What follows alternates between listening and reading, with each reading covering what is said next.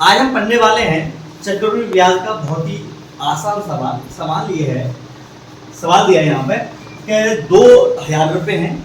कितने रुपए हैं? 2000 रुपये हैं और उसकी जो दर है वो 10% वार्षिक है और जो समय दिया है वो 1.5 साल के लिए दिया है। हमें आपको ब्याज निकालनी है, लेकिन ब्याज की कंडीशन दी है कि ब्याज हमारी छमाही है।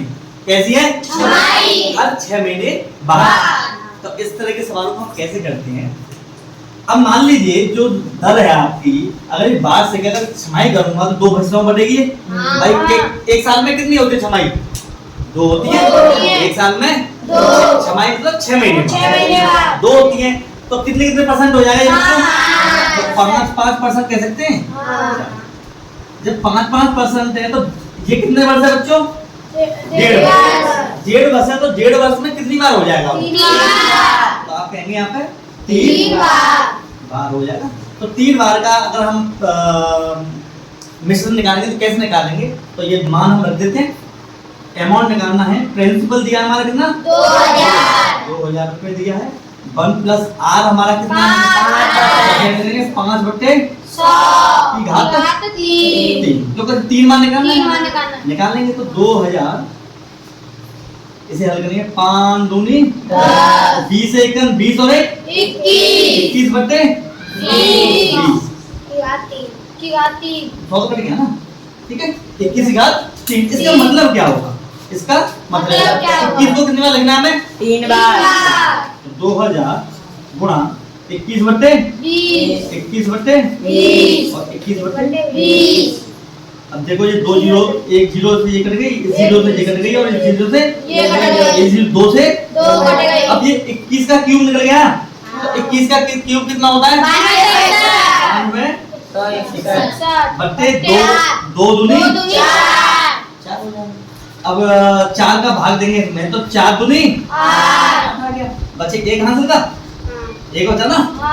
तो 4 3 12। अब बचे 6 4 एकन 4 2 तो 4 पन्ने 20 बचे 10 4 दूनी 8 बचे 2 4 का 12 2 आएगा तो 20 हो जाएगा।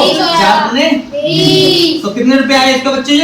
2315 रुपए मतलब 2315 रुपए 25 पैसे। मतलब हमारा प्रिंसिपल 2000 था, अब वो कितने रुपए बन गए? बढ़ गए 2300 रुपए 15 पैसे, सॉरी 25 पैसे। तो इसका मतलब ये जो 3215 रुपए 25 पैसे ये बढ़े हैं। क्या बढ़ा है? ये क्या बढ़ा है? ब्याज बढ़ा। ब्याज बढ़ा जब तो हुए इतने। तो ब्याज हमारा ब्याज बराबर क्या होता है? CI हम निकाल लेंगे यहाँ से। Amount minus principal. अमाउंट कितना निकला है? 2300 रुपए 25 पैसे माइनस 2 तो कितना आया बच्चों? 315 रुपए 25 पैसे। ये आपका हमारा क्या निकल गया है? आपको इस तरह से निकालना था, आप निकाल लेते। अब हम आपको एक छोटी सी ट्रिक बताएंगे। क्या बताएंगे? तो आप ट्रिक करते हैं। तो हमने देखो जैसे मान लीजिए इसे कितने भागों बांटना है हमें? 3 भागों बांट दिया। तो आप इस तरह से 3 भाग बना लीजिए इसके 1 2 और 3। कितने रुपए बच्चों? 2000। और इस पर कितने परसेंट देनी है ब्याज? 5%। तो ये कितनी बार देनी है? 3 बार देनी है।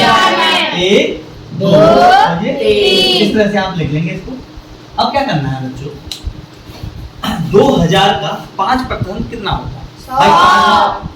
तो 2000 का 5% कितना हुआ? 100 रुपए। तो ये 100 रुपए साल में ब्याज पहले साल मिलेंगे, दूसरे साल में 100 रुपए मिलेंगे और तीसरे साल में 100 रुपए।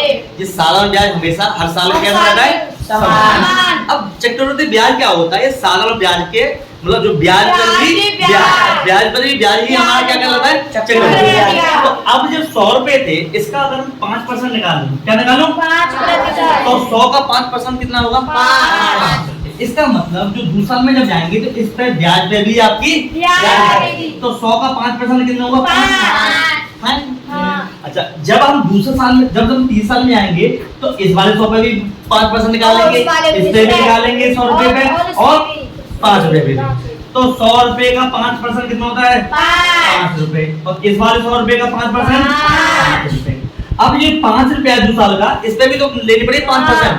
तो 5 रुपए का 5% कितना होता है? तो 5 का 5% निकालना है। 5 गुणा 5% भगाएंगे तो क्या करेंगे? 100/100। तो 25 25/100। इस 2 जीरो घटा देंगे, 2 से दशमलव लगा देंगे तो दशमलव, ठीक है, जीरो लगा देंगे क्योंकि दशमलव दिखाना है। अब ये जितनी भी आई आपकी क्या आई है? ब्याज।